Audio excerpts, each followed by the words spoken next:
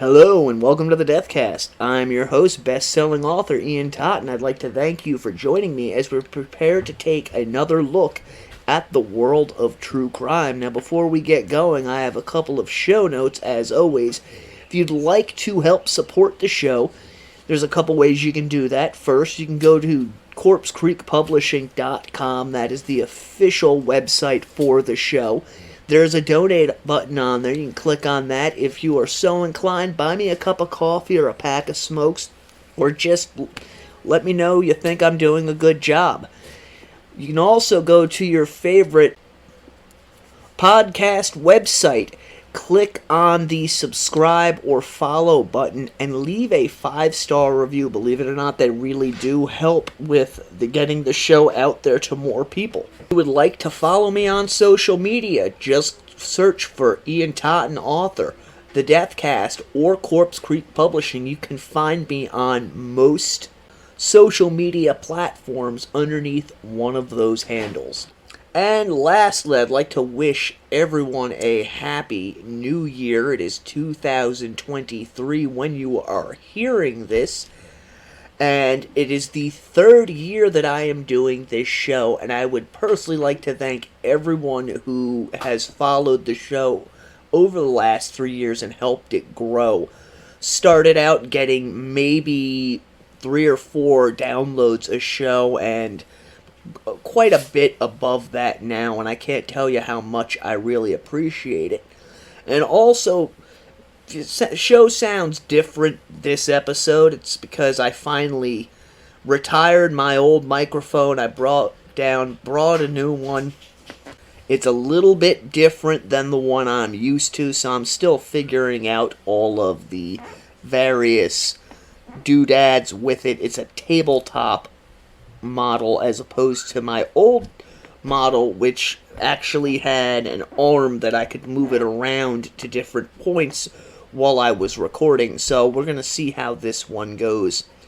Alright, now that everything is out of the way, get yourself something to drink, find a nice comfy chair, kick back, relax. I've got my coffee, I've got my cigarettes. Let's go into the crypt. So we're starting off this new year with a little bit different of a case, and that is because this one has been requested specifically by a longtime listener and supporter of the show by the name of Kenny. This week, the first episode of 2023, we're going to be covering the murder of the bass player for the band Mayhem, known as Euronymous. He was born, and you'll have to forgive me, I'm English speaking, I'm not Norwegian in any way, shape, or form. His birth name was Øystein Aarseth. This is a case that I have known about for decades at this point, as Mayhem was a early influence on my own musical input. I used to sing, play guitar, drums, bass, you name it, I did it in a band called Thesis Oblivion, which was a black metal, horror metal band that I created with a couple of friends of mine back in the early 2000s, and which, while still somewhat active here and there, is mostly been out of circulation since 2014. So I really got into looking into the band Mayhem, as they were quite different from many other bands that preceded them. For those who don't know what black metal is, black metal mostly focuses on lyrics aimed at extolling the virtues of Satanism, for want of any better terms. Now, earlier bands who had flown the black metal banner, such as Bathory and Venom, their view on the topic of Satanism really was more in line with horror movies. It was shock metal, but it was played much louder, with much more distortion than most metal that had come before it. Venom coined the term black metal with the naming of their second album. Really, Bathory was a Scandinavian band, gave black metal its sound. For those of you who follow that genre of music, you know what I'm talking about. The tremolo picking played at high speeds, the double bass pedals, and the shrieking, growled vocals. Mayhem, on the other hand, they took it to another level in that they attempted to practice what they preached, so to speak. They attempted to live what it was that they were doing. As you're going to see as we get further into this story, there was none of the comic undertones that were visible in Venom's music, where, Henry Rollins called Venom the living embodiment of Spinal Tap. And that is because everything they did was on a extremely limited budget and as over the top as they could possibly make it. One of the things that Venom was known for was having giant wind machines blowing while they were on stage so that the band members' hair would constantly be blowing as they played because they thought it looked cool. Clad in leather, that kind of thing. Again, they were progenitors of the genre. They created some things on their own, such as the lyrical content and the heaviness of it, but they also had to borrow from what came beforehand as far as the motorcycles, the leather, that type of thing. Mayhem was different from the bands that had come before them in that Mayhem did everything in their power to really extol this dark, mysterious, evil image. Yet most people are familiar with the band Kiss, who wore face paint back during the 1970s, only to abandon it in the 1980s. Well, Mayhem is, if not the first, one of the firsts to take that idea and strip away the various covers, instead going for a more morbid look, which came to be known as corpse paint. It was faces painted white with some black around the eyes or on the lips, in an effort to make the band members look quote-unquote evil. Now, Euronymous, again, who was born Øystein Aarseth, was born on March 22nd, 1968, in Surnadal, Norway. The area that he was born in is known for agriculture, forestry, and industrial production. Like many of his contemporaries, Euronymous got into music at a fairly early age, and it was when he found bands like Kiss and Judas Priest and Black Sabbath that he started forming the idea that he wanted to be in a band. Then other bands came along, again, most notably Venom, Bathory, and Hellhammer, who later went on to become the band Celtic Frost. And these bands had an extremely profound effect on the young Euronymous and other individuals that he was encountering at that time. The music scene and music in general in Norway at this point that we're talking about, which is the early 1980s, was much different than it is now. And it was extremely different from how it was in most of Europe, in that these kids didn't have a whole lot of money. It was very difficult for them to get records and tapes of the bands that they enjoyed, so that when they did get their hands on new music, they would share it around with each other, make mixtapes, that kind of thing, loan out tapes in exchange for a tape from somebody else who got something that, they liked. And because of all this, you had this really kind of tight-knit community of tape trading musicians that started to appear in the area of Norway from which Øystein was from, which was located really on Norway's northwestern side of the country, kind of along the coastline. Now, initially, the band that would go on to become Mayhem formed in 1984. Contrary to popular belief, the band was not initially known as Mayhem, was instead performing under the name of Checker Patrol, and if I remember correctly, they were really more of a thrash metal band than they were a black metal band during this period of their history. And before I go any further, I'm going to state, other than a few key characters in this story, I'm going to be referring to most of the individuals that you're going to be hearing about under their stage names, and that is simply because trying to pronounce their Norwegian and Swedish and other Scandinavian names will take me hours, as if you look up these guys and read their names, you'll be scratching your head in an attempt to try and understand how to pronounce them. During this initial formative period of the band's name, Euronymous went by the name of Destructor.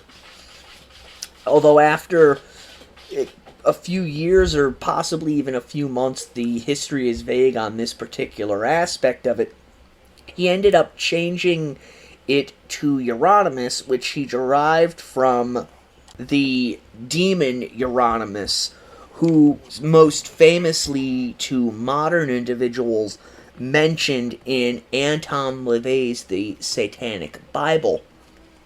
And that's something to pay attention to with this story. Although eventually the Satanic Bible would be outlawed in Norway, initially it was not. And these kids, because that's what they really were, really got into Satanism in the theistic sense of the word. That is to say, they believed in Satan as a deity, much as Christians believe in God and Jesus Christ, and the Romans believed in their pantheon. They believed in a physical deity of Satan. The initial lineup of the band, or at least one of them, consisted of Euronymous playing guitars, Jorn Stuberud, who became known as Necro Butcher, on bass and occasional vocals, Ketil Manheim on drums and piano, and a rotating cast of characters as vocalists and or guitarists. Now, eventually, they would record a demo under the name of Checker Patrol before changing their name to Mayhem, which has been said to have been taken from the Venom song Mayhem Without Mercy. During this period of time, Euronymous was really pushing for the band to get heavier and darker. And they eventually recorded a demo called Pure Fucking Armageddon, which is more in line with what Mayhem would become in the ensuing years. 1986-87 saw more lineup changes for the band as they introduced a man by the name of Hellhammer, who is my personal favorite drummer of all time. He is exceptionally gifted in terms of technicality and speed, so much so that despite the fact that he mostly performs in the black and extreme metal genres, he has won what the equivalent of Norwegian Grammy Awards for his playing. I mean, he really is amazing. So he comes into the group, and at this point, really, the core members are Necro Butcher, Euronymous, and then Hellhammer, and they have two vocalists that float in and out of the group, one of whom is named Messiah. The other is an individual by the name of Sven Erik Christensen, who would go on to be christened Maniac. And with this lineup, they record another demo known as Death Crush, which was released on a record label that Euronymous had founded called Poser Corpse Records, which would later become Death Like Silence Records. This was really the first recording by a band of this genre that got any notice. Mayhem really started to present this nihilistic worldview in both lyrical content and musical style. There was nothing flashy about their music at this stage. It was just straightforward, brutal, with indecipherable lyrics delivered in a high screeching scream that was really indecipherable. The initial pressing of Death Crush sold out fairly quickly, although this lineup that had made the album would not last, as the vocalists would leave fairly quickly afterwards.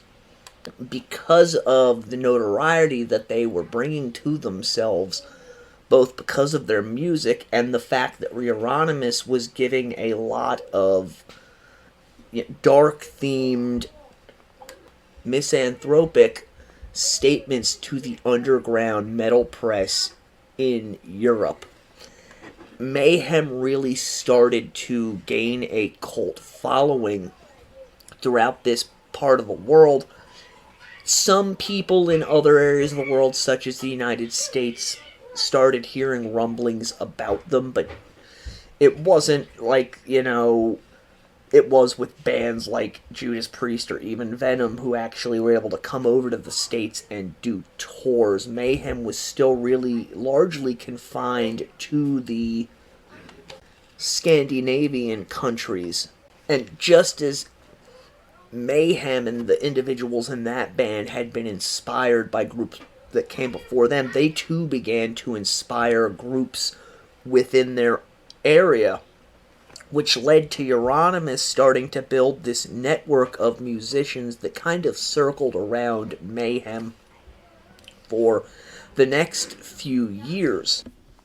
Now, if you look into Mayhem yourself, you may see some things stating that the black metal scene in Norway and Germany and Sweden really wasn't kicking off at this period of time. However, I've been studying and reading up on this stuff for years. It really was towards the later part of the 80s that this began to happen.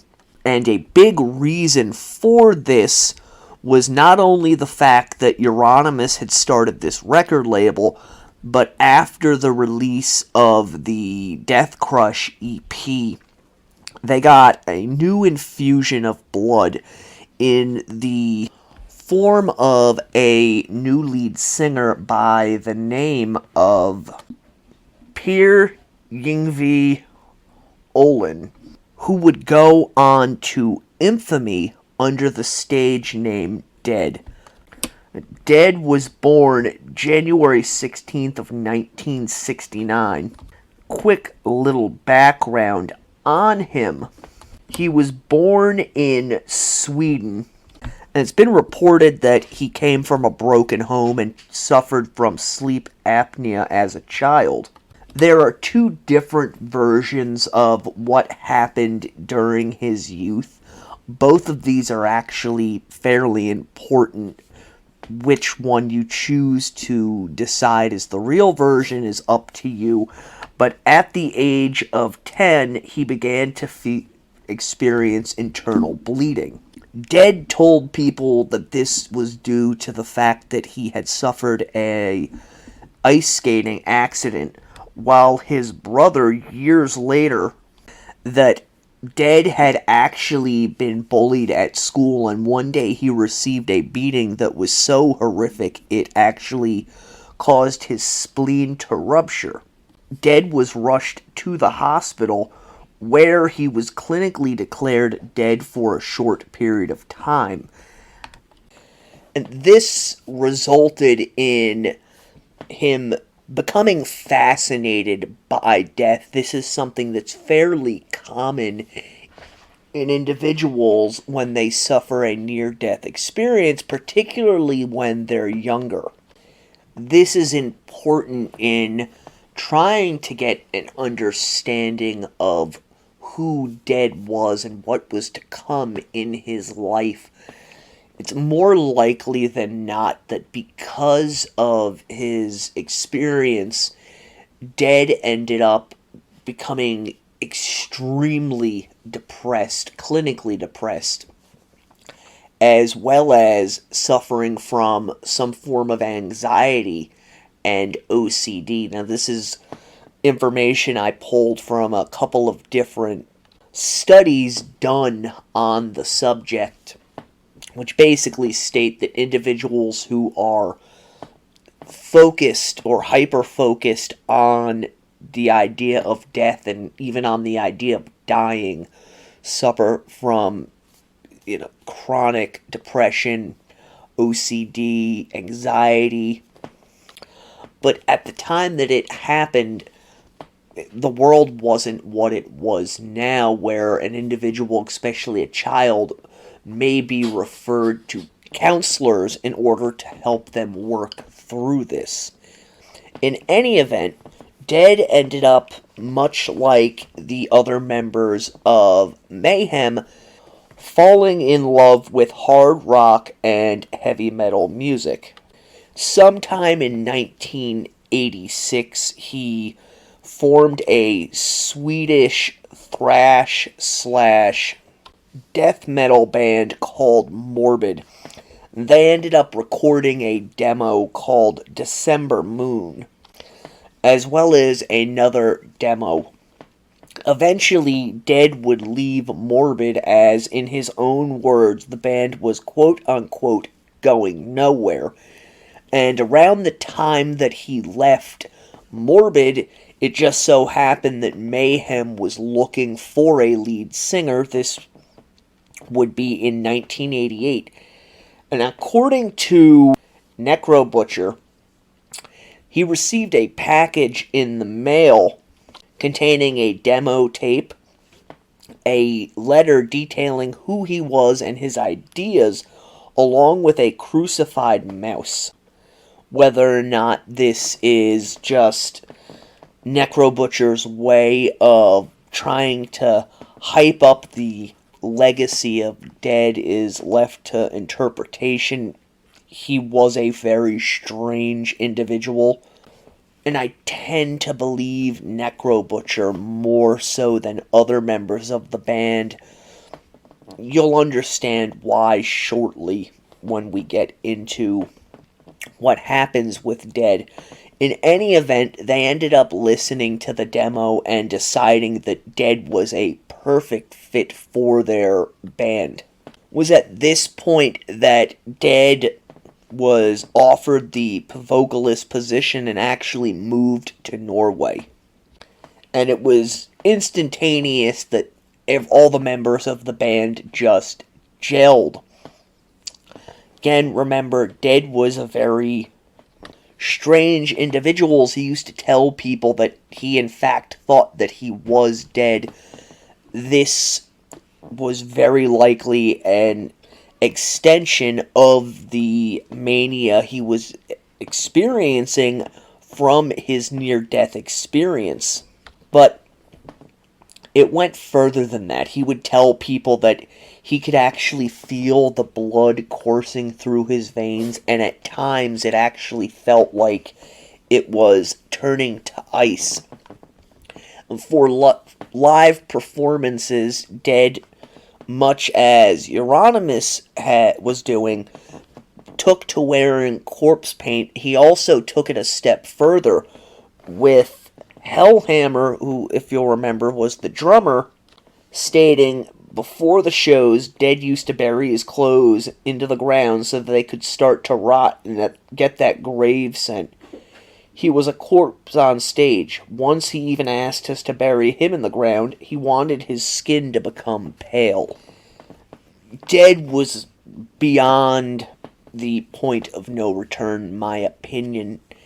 By the time he joined Mayhem, members of the band have described how he began collecting the rotting corpses of animals that he would find, and oftentimes carry them around in plastic bags so that he could, quote-unquote, take sniffs of them while he was up on stage so that he again could, quote-unquote, sing with the stench of death in his nostrils. One of Dead's influences is that Mayhem began purchasing the severed heads of pigs and bringing them with them live onto stage, where they would put them onto basically a spear set into the stage, and during various points during the show, Dead would stab the head with a knife, where they would take it off and throw it into the crowd, claiming later that they did this in order to get the quote-unquote posers to leave the concert. In reality, my personal belief is that this was done in order to show that they were really, the most extreme band that there was, and generate buzz for themselves. Because other than locally produced fanzines in that region of the world and some fanzines in the United States, nobody was paying attention to Mayhem or this kind of music. We can look back on the things that happen now and see what it really was a bunch of really depressed kids who really liked music and were looking for a way to express themselves. Unfortunately, though, when it comes to Mayhem, especially during the first decade or so of their existence, this depression and anger and teenage angst, as you can already guess, is going to lead to bad places. So, while all of this is going on with Mayhem, another central character to our story, I'm going to bring him in at this point, and that is an individual who was born Christian Vikernes and who has legally changed his name to Louis Cachette. He is better known to heavy metal fans, particularly black metal fans, under the pseudonym Varg Vikernes. Varg was born February 11th, 1973 in Bergen, Norway. Like the other members of this burgeoning black metal scene, Varg very quickly fell in love with heavy music at a young age, as well as J.R. Tolkien and role-playing games. But before all of that, there are some things we need to discuss that shaped who Varg would become, much as my series on the Oklahoma City bombing. I'm warning you now, if discussions of race, etc. bother you, you may want to fast forward ahead a few minutes, because Varg is one of those individuals who sees a distinction between the races, and he has no problem letting everyone know about it. According to Varg, when he was 6 years old, the family moved to Iraq for a year because his father was working for Saddam Hussein on developing a computer program. Because of this, Varg had to enter the Iraqi school system. Naturally, there were no English-speaking schools in Iraq, nor were there any Norwegian-speaking schools, so he ended up going into the regular school system. And according to Varg, because of this, it was the first time he realized that there were racial differences. According to his own account, he eventually ended up having a fight with a teacher whom he called a racial slur, although the teachers didn't hit him, quote unquote, because I was white. There may be some truth to that. Really don't know. Although Varg's mother would state in interviews that she has given that other students would get slapped by the teachers. Varg did not get hit by them. Apparently this caused problems in the school, which I imagine it would, as I'm certain the other students saw him as being favored, which leads me to believe that there's a very good chance that Varg ended up getting bullied by the other students. Again, this is coming from Varg himself. Eventually he got a swastika flag somehow, and according to him, his father was angry about the fact that his son had a Nazi flag because he feared his son was going to become a Nazi. Well, at the same time, his father took extreme issue with individuals who looked different than them, i.e., people who were different colored. Whether this is true or not, I honestly don't know. It sounds to me like he may be trying to find some reason in his early childhood why he has the racial ideologies that he carries. He even goes so far as to state that his mother was, quote-unquote, very race-conscious because she feared he was, quote-unquote, going to come home with a black girl. At some point after they returned to Bergen, Varg's parents ended up getting divorced, and from all that I could find, his mother really raised him on her own from that point forward. This was around 1985 when he was about 11 years old. So now we're into that period of time where Varg starts finding different musical genres. He was a fan of classical music before moving on to heavy metal. He has stated in numerous interviews that the biggest influence on him initially was Iron Maiden, although he eventually moved on to heavier acts such as Sodom, Creator, Bathory, Megadeth, Slayer, bands of those veins. Varg began playing guitar around the age of 14, joining a band called Iraq High, which for the Tolkien fans out there, you'll recognize that as a reference to the Lord of the Rings. Eventually, he went on to join the band Old Funeral. This was around 1988. We recorded some demos with them. I would imagine that it was around this period of time that he started to come into contact with the members of Mayhem, particularly Euronymous, who was really going out of his way to not only make a name for himself, but also for his band. And give you an idea of how Euronymous was going about doing this. This is a quote from the book Lords of Chaos, which is really the seminal book written on this subject, although I will warn you if you go out to find it, there are a lot of inaccuracies as well as hyperbole in there in an attempt to make the individuals involved seem badder and tougher than they actually were. Quote, "He was always dressed in black from head to foot, his hair dyed black for added effect. He sported long, aristocratic mustaches and wore knee-high boots. His black leather biker jacket was decorated with badges. When talking, he seemed stern and serious, sometimes with pomposity verging on the theatrical." to young, impressionable youth in the area, he was a magnetic personality who did everything in his power to effect an air of authority over them. While spewing his jargon, he claimed in various interviews to be against individualism, compassion, peace, happiness, or fun, instead claiming to embrace a misanthropic lifestyle where he would spread hatred, sorrow, and evil.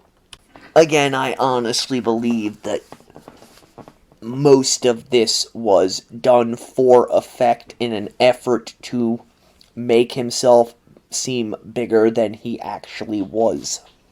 Much as the majority of the individuals in that genre did back then and continued to do to this day. They're putting on airs and characters similar in vein to how a professional wrestler works people by creating a gimmick and staying in it 24/7, or at least how they used to do it.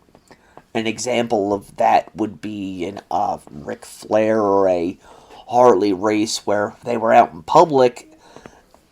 Their personality was amplified X amount of times in order to get the desired effect from those around them. I honestly believe that Euronymous was of a similar nature. He was trying to shock and upset people because he was getting a reaction from them. And in doing so, he was pulling other musicians into his sphere. Moving into the early 1990s, the band began to write new music for what was ostensibly their first full-length record, which would be known as De Mysteriis Dam Satanis, with songs being performed at live shows that would be recorded and later be released through various means, some as bootlegs, some as unofficial recordings from the band themselves. And one thing to take note of at this point is that Euronymous was really pushing this dark and evil theocratic Satanism, not only in their music, but also to those around him. Also of note at this point is that Dead, who had been known already to injure himself during live performances, taking knives and cutting himself while on stage, this became more pronounced during their stage shows. But his self-harm did not contain itself to the stage. Eventually, he began doing this casually while in front of other people, and it's been said that there was a noticeable deterioration in Dead's mental faculties, and it got to the point that he would start cutting himself, and other members of the band and his friends within the scene would have to physically restrain him to keep him from cutting himself. While Euronymous is said to have kind of fostered this, really pushed Dead to continue doing this type of thing, because in his mind he felt that it fit with the morbid, evil imagery that he was trying to project for the band. A member of the scene was quoted as saying well after the fact, quote, "I don't know if Øystein did it out of pure evil or if he was just fooling around," unquote. My personal opinion is that Euronymous egged him on, not realizing the seriousness of the situation. And because he was so wrapped up in this aura that he had built up around himself, by this point, he believed that it was expected of him to act in that way, as opposed to doing what any normal, sane individual would do, which is to stop their friend from committing self-harm and then going and getting them help of some type. In any event, By 1991, Euronymous, Dead, and Hellhammer had all moved into a house near Krakstad, which they planned on using as a place of rehearsal. And it's been said that during this period of time, Dead's already weakened mental state got worse as there was constant infighting amongst the three men living in the house, with Euronymous supposedly egging Dead on whenever he would do some act of self-harm. Hellhammer later said in interviews that Dead pretty much withdrew from the rest of them, spending much of his free time writing letters and drawing, while other members of the band have recounted stories of Euronymous going out of his way to annoy Dead, such as in one instance where Dead was forced to flee the house in the middle of the night because Euronymous was intentionally playing music that he knew that his friend didn't like, and upon learning that his friend had gone outside to sleep, went outside and began shooting a shotgun into the air in an effort to further antagonize him. At this period in time that we're talking about, 1991, Varg Valkyries had already joined the circle, as it were, and was in the process of creating his own one-man band called Burzum. Burzum was extreme black metal. In order to fully immerse himself within this, Varg took on the persona of Count Grishnak, which is a name that he lifted from Tolkien's Lord of the Rings. Now, I'm going to give another warning at this point because we are about to cover something fairly gruesome, which has only led to further Mayhem's controversial legacy. On April 8th of 1991, so the story goes, both Hellhammer and Euronymous left the house, leaving Dead alone inside for this next part, because there's so many different stories that have been put out there concerning what happened.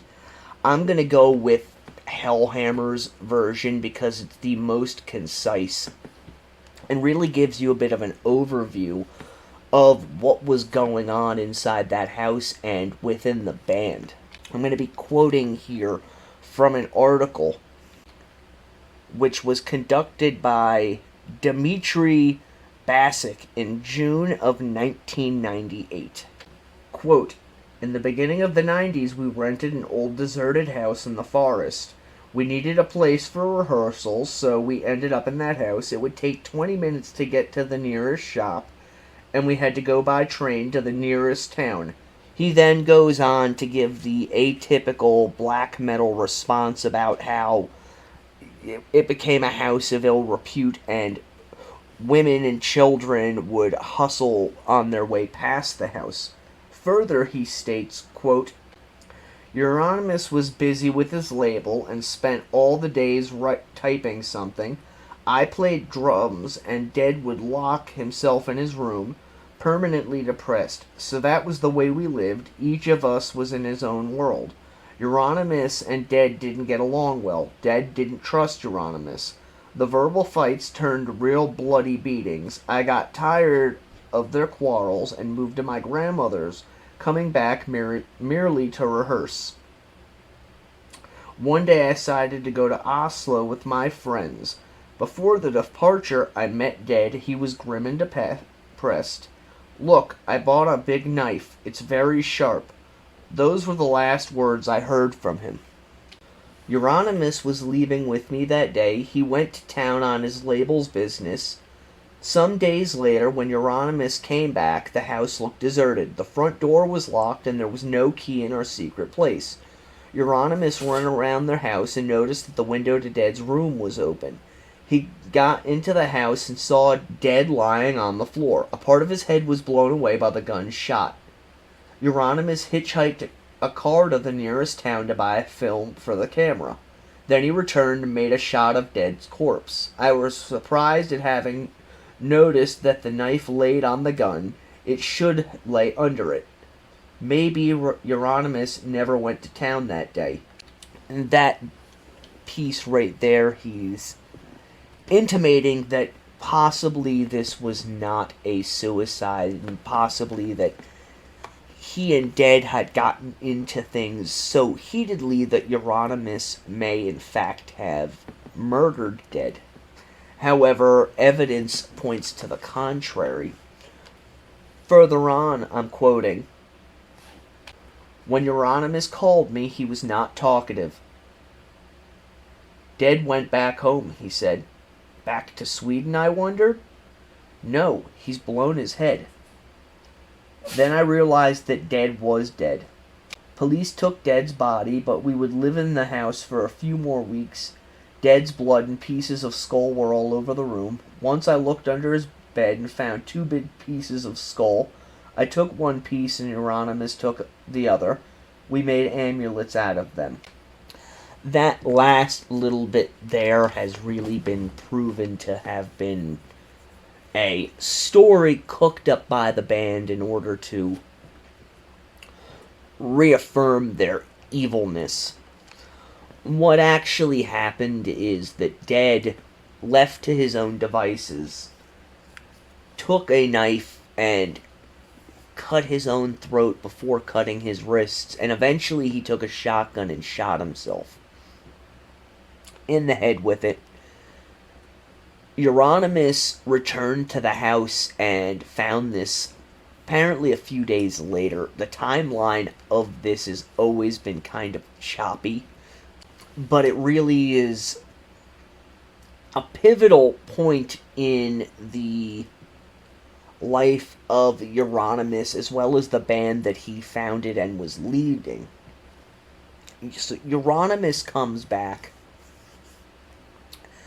and as the story goes, he rearranged some things in the room before going and getting a camera and taking pictures of Dead. Afterwards, he did take a few small pieces of skull, which he gave to his most trusted friends for whatever reasons it was he had. Most likely he was trying to prove that he was really dark and evil. And he put it out there through the Metal Underground that he may have taken pieces of Dead's brain and cooked and ate them. This is absolute nonsense. He did contact the other members of the band, and as a unit, Mayhem put on this hard, dark, and evil front. And I really think it's telling that years later, Necrobutcher, the bass player, would finally break ranks and give a much truer view of what was going on at that point.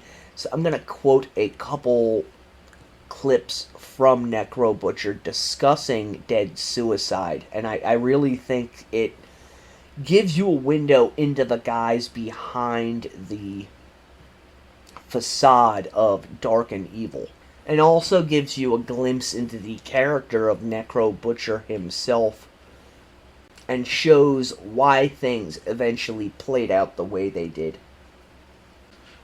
According to Necrobutcher, and this is a quote, "Øystein called me up the next day and says, 'Dead has done something really cool. He killed himself.' I thought, 'Have you lost it? What do you mean, cool?' He says, 'Relax, I have photos of everything.' I was in shock and grief. He was just thinking how to exploit it. So I told him, okay, don't even fucking call me before you destroy those pictures." At this point, Necrobutcher leaves the band. Although, at the time, if I recall correctly, his reasons for leaving were not given. This did, however, create quite a big rift between Euronymous and his actual friends, because they realized too little and too late the severity of what it was that Dead was dealing with. And looking back on things, they found themselves disgusted with Euronymous' behavior towards Dead, as well as how he treated Dead's suicide, which is a normal reaction from people, which again goes against the grain of this dark and evil mythos that Euronymous was doing his best to sow around the band. A lot of them saw Euronymous for what he was, which was an exploitive SOB, because he very quickly turned around and used Dead's suicide as an effort to forward his own desires and aspirations by letting it be known that Dead had killed himself because he quote-unquote believed black metal had become trendy and too commercialized.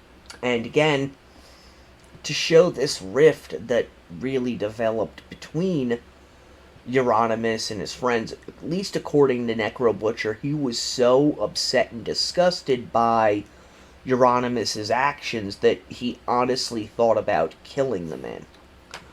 One other takeaway from Dead's suicide, and I believe it was Necro Butcher who actually made this statement, again, years after the fact, was that he believed Euronymous acted the way that he did in regards to Dead killing himself, almost as it was a defense mechanism, because he did not have any other way to deal with, that is, internalize and come to grips with the fact that a friend of his had just killed himself in the house that he was living with.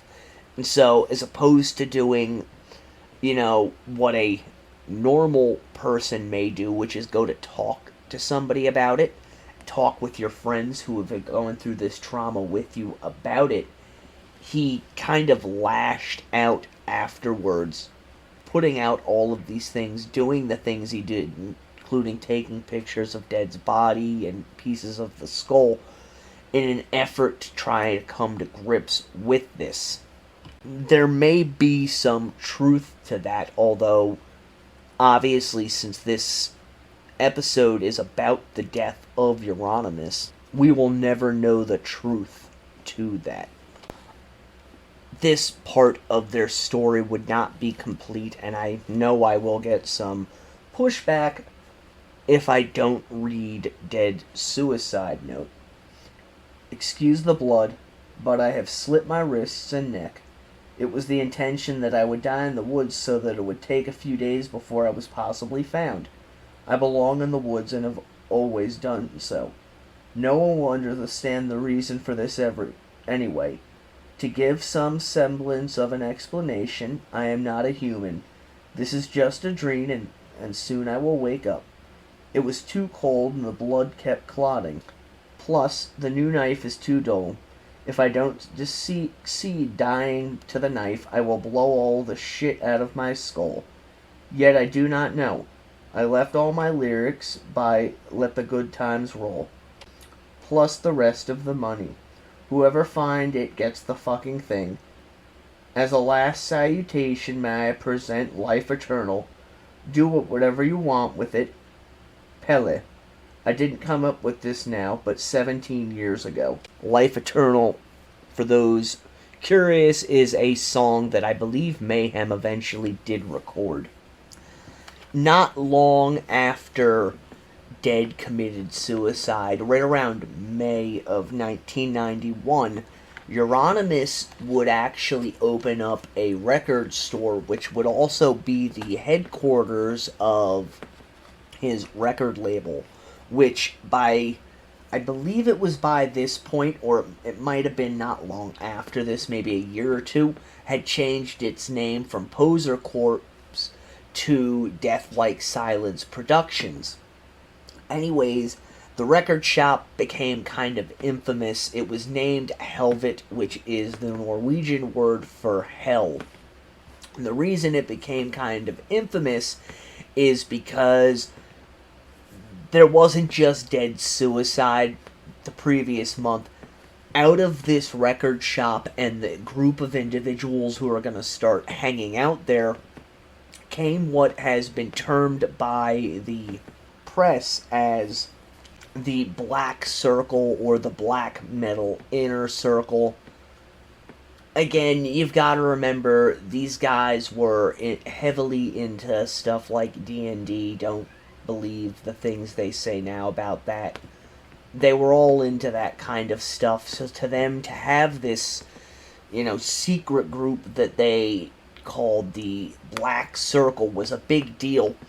And basically, they would get together at this record shop and discuss the music scene, different bands, and also, try and outdo one another for how evil they were and how much they hated Christianity. To quote Daniel Eckeroth in 2008, within just a few months of Helvet opening, many young musicians had become obsessed with Euronymous and his ideas, and soon a lot of Norwegian death metal bands transformed into black metal bands. Amputation became immortal, Thou Shalt Suffer turned into Emperor, Dark Throne swapped their Swedish-inspired death metal for primitive black metal.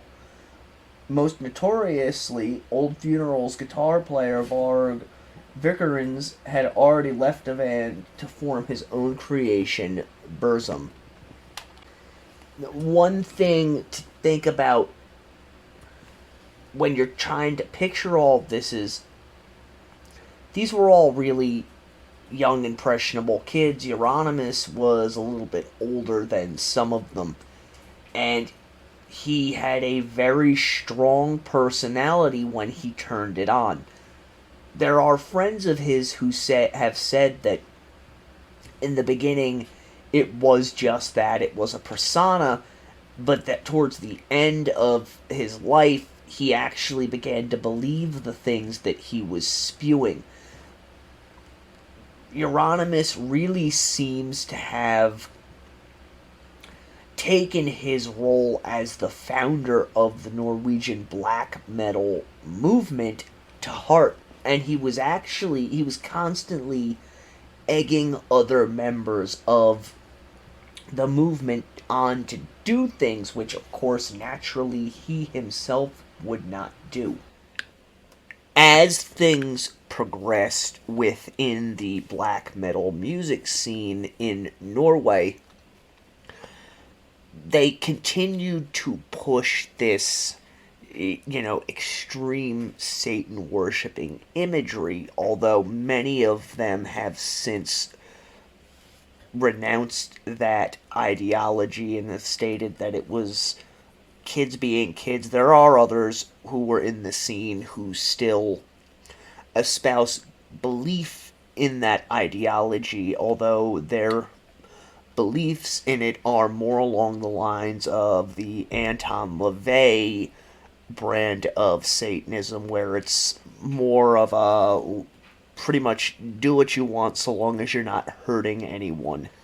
Through his record label, Death Like Silence, Euronymous put out the first album by Burzum, which, as I've stated previously, was the sole product of Varg Vikernes, or however the hell you say his last name. It was seen as a seminal early Norwegian black metal album. He also joined Mayhem somewhere around this time due to Necro Butcher's leaving, and that's one thing a lot of people don't understand about this scene at the time, and it still continues somewhat to this day. The Norwegian black metal scene was very incestuous in that members would jump from one band to another, or you'd have one band that was comprised of members of a bunch of other bands, or somebody'd leave a band, so a member from another group would come and fill in. One of the things that they really espoused was an anti-Christian rhetoric, and this eventually led to church burnings throughout Norway. Now, the first of these was the Fantoft Stave Church. This was on June 6th, 1992. These stave churches are mostly built from lumber, so they burn fairly easily. Police eventually came to believe that Varg was actually responsible for the church burning. He, at times, has admitted to participating, and other times he said he has had nothing to do with it.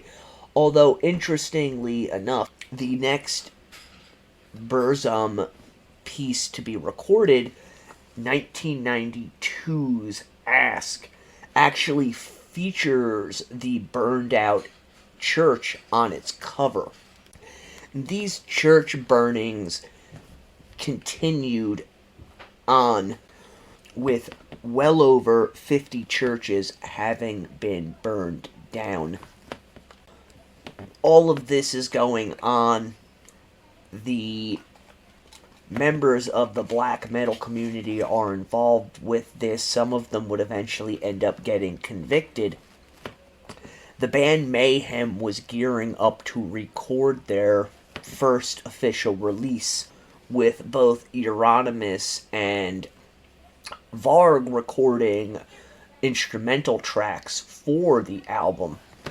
And these church burnings would continue.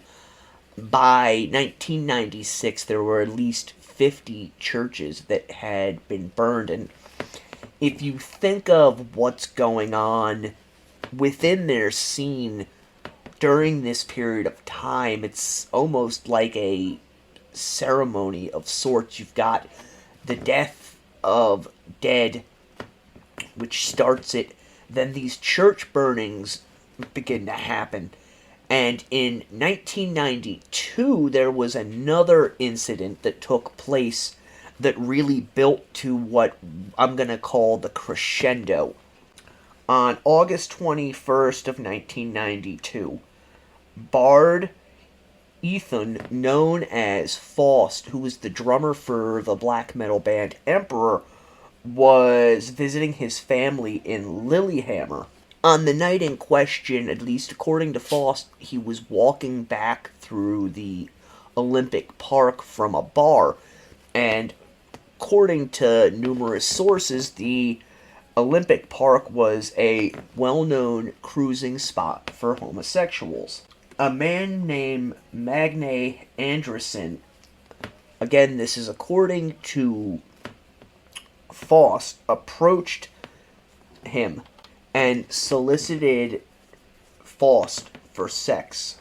After a few minutes, Faust agreed to the man's proposition and followed him into the nearby woods, where he proceeded to stab Anderson 37 times before kicking him in the head repeatedly and further brutalizing the body. Over the years, many people have attempted to put this murder as being tied to the black metal scene, seeing members of it as fascists, obviously Satanists. Some have said communists, while others have claimed that the early iteration of the scene was filled with racists and homophobes. Faust didn't help his own plight in this particular area, because over the years he gave numerous conflicting stories as to why he did it, ranging from he had been fascinated with serial killers and wanted to see what it was like to take a human life, to it boils down to quote-unquote, I don't give a shit. The end of the day, reality is, I think it was more likely that he was fairly well schnockered from the bar. This guy approached him. Remember, this is the early 90s. in Europe, they did not have as open and accepting a society then as they do now. I personally believe that it was an impulse slash opportunistic killing, in that he obviously was walking around with a lot of anger with him. This guy approaches him, and he sees it as an opportunity to not only get out some of that anger that's inside of him, but also make himself more infamous within the scene. And it's interesting to note that initially police had absolutely no suspects as far as who had done this particular murder. Faust, however, did let it be known to certain members of the community back in Oslo, such as Euronymous and Varg, that he had committed the act. And he would eventually be arrested for it. In 1994, he was sentenced to 14 years imprisonment, although due to good behavior, he was released early in 2003 after serving 9 years and 4 months. At which point, Faust went back into the black and extreme metal scene and continues to this day to provide drums for various bands.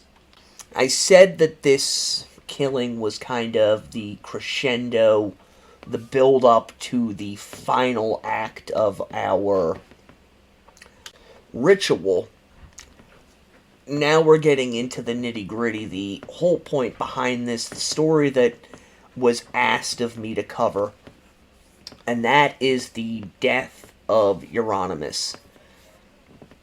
During 92, Mayhem had recorded quite a bit of their De Mysterious Dom Satanis with vocalist Attila Silzahar, while Varg had completed the recording of his Ask EP, as well as an entire album known as Det som Engang Var.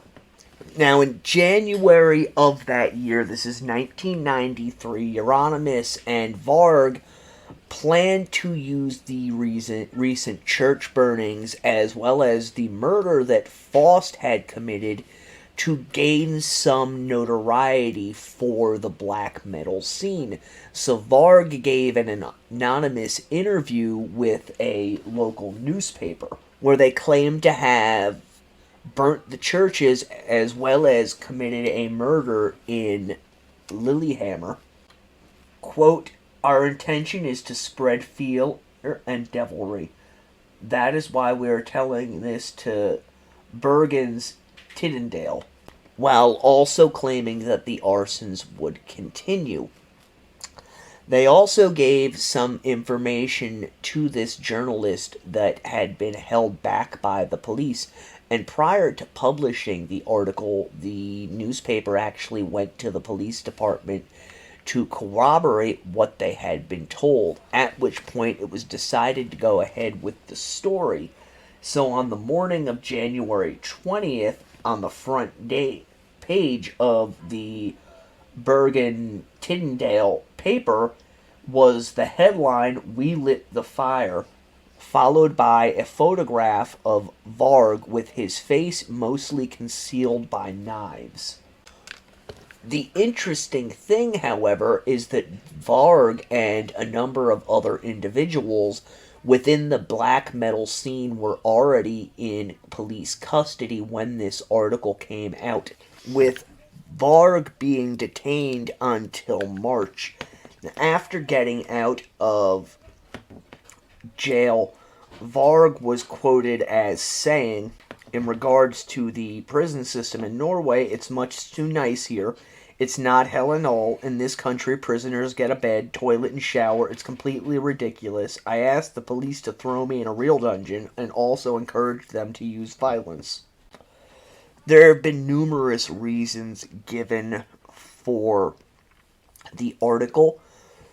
One of them being that Burzum was just about to release their Ask EP, Also, that the forthcoming Mayhem album had a church on the cover of it, which the two of them supposedly plotted to blow up. Now, somewhere in between doing the article and getting arrested, some animosity began to build between Varg and Euronymous. So much so that some sources claim the two of them, by that summer, were no longer on speaking terms. Part of this may have had to do with the fact that, as part of the fallout from the initial article, which led to the rash of arrests, Euronymous decided to shutter his record shop, claiming that it was drawing too much unwanted police attention. Realistically, it's more likely than not that he was losing money on the venture, as it was a massive building and he only used a very small space inside of it. In any event, on the night of August 10th, 1993, Varg and another musician drove from Bergen to Oslo. Again, there's a lot of things in this story that Varg has shifted around throughout the years. At one point, he was stating that he went over there to collect money owed to him by Euronymous from royalties for record sales. At other points, he has stated, and this is kind of the one he's stuck with the last decade or so, that Euronymous had a contract that needed to be signed. So, this part has always made me laugh. According to Varg, he and this other musician by the name of Blackthorn are driving around in Bergen listening to Dead Can Dance albums when they decided, hey, let's go to Oslo and get this out of the way, get this record contract signed, or get the money, whichever of the two is the reality of it. So they arrive at the apartment building, and Blackthorn stays downstairs while Varg goes upstairs to talk with Euronymous. The long and the short of it is, by most accounts, some kind of scuffle broke out between them, and Varg ended up stabbing Euronymous numerous times, eventually chasing him down and stabbing him to death in a stairwell.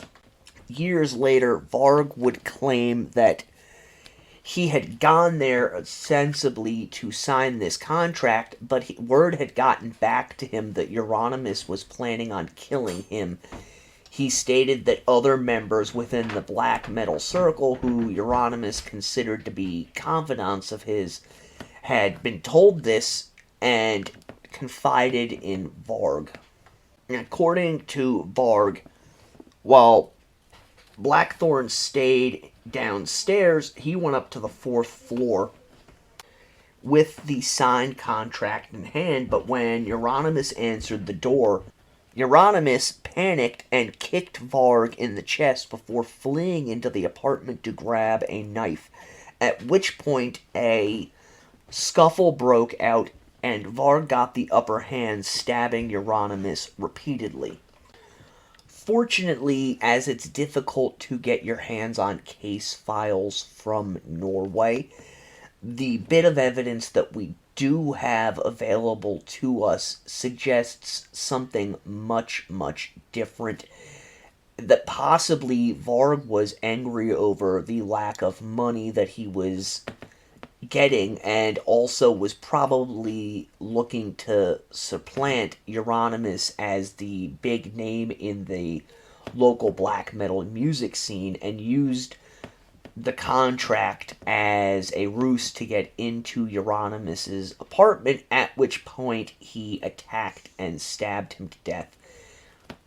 One thing you've gotta take away from this that I didn't mention earlier is Varg has been very vocal about this murder, talking about how Euronymous ran from him screaming quote-unquote like a woman as Varg viciously stabbed him, eventually cornering him in the stairwell where he stabbed him to death.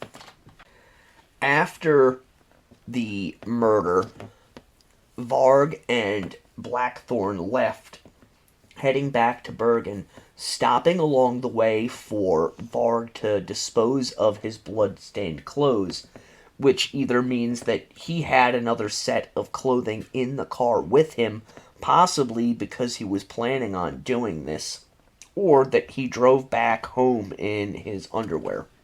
Later, Blackthorn would claim that Varg planned the murder well in advance, and that he being Blackthorn, had almost gone to a mental hospital earlier in the summer and had escaped and gone to live with Varg. He knew that the murder was more likely than not going to take place, but he did not participate in it, as he really didn't care what happened to Euronymous. The police began investigating, although initially they suspected that a Swedish black metal band had participated in the murder, because at this period of time and for years afterwards, there was a very strong war in both ideology and musicianship between Norwegian black metal bands and Swedish black metal bands, similar to what was going on in the United States between the East Coast and West Coast rappers. Varg ended up being arrested on August 19th, so this is 9 days after the murder, in Bergen. What led the police to him? I have no doubt that they probably found his fingerprints all over the house, as well as on the murder weapon.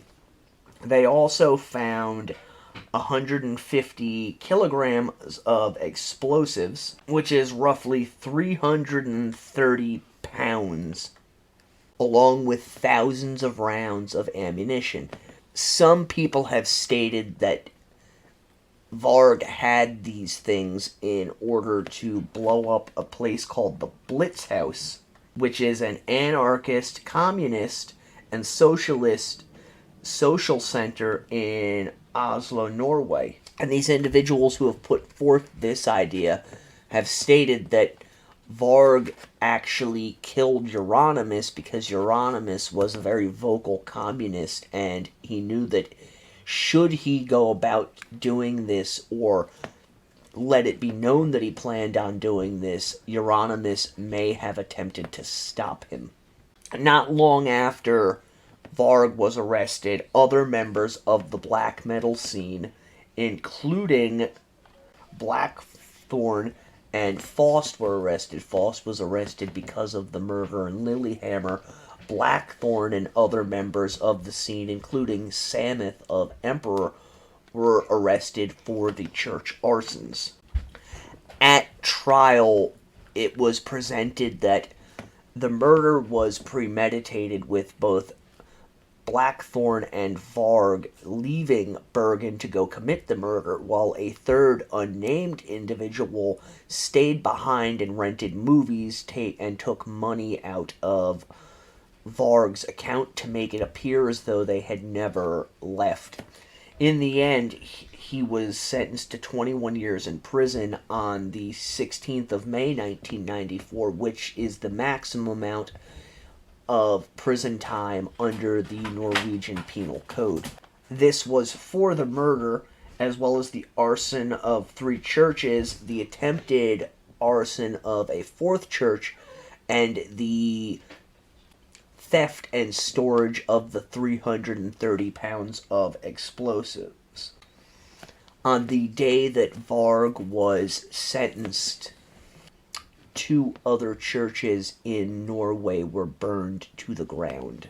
Varg served his sentence at various prisons throughout Norway, and while there did his level best to keep his name in print. He decided that he was a neo-Nazi, starting a neo-Nazi organization, released a handful of albums under the Burzum moniker, decided that he wasn't a neo-Nazi, he was actually a pagan. In August of 2003, Varg was transferred to a medium-security prison, which allowed him on the 26th of October to escape. Varg was granted a short leave from the prison, and while outside the prison gates, he carjacked a vehicle, and according to this family, held them at gunpoint. And according to Wikipedia, when the car was eventually found 19 hours later, there were knives, a gas mask, camouflage clothing, a GPS navigator, maps, a compass, a laptop, and a mobile phone. Varg, in a letter to his mother, claimed that he had been given death threats while in prison, and that another inmate had attempted to strangle him, which led him to go on the run. Now, for this escape attempt, Varg had 13 months added to his sentence. In March of 2009, Varg was granted parole, having served almost 15 years. Since that time, Varg has gone on to remain mired in controversy, moving to France, releasing a fascist, neo-pagan, Warhammer-type game, being arrested with further explosives, having all of his social media shut down because of his political ideology, that sort of thing.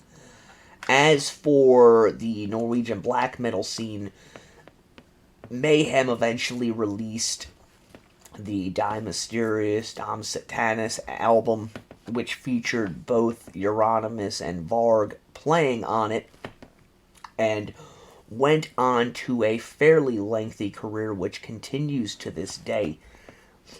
With the death of Euronymous, however, the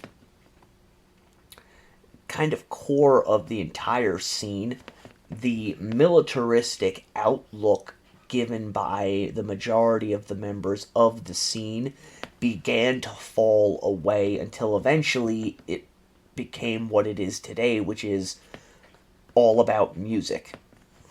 Which is, in my opinion, as it should be. Alright, I hope you enjoyed this episode of the Deathcast, the first of 2023. Remember, if you enjoy this show, please like and subscribe wherever it is you get your favorite podcasts. Leave a 5-star review and share it on social media. Until next time, the Deathcast is a production of Corpse Creek Publishing. Stay morbid.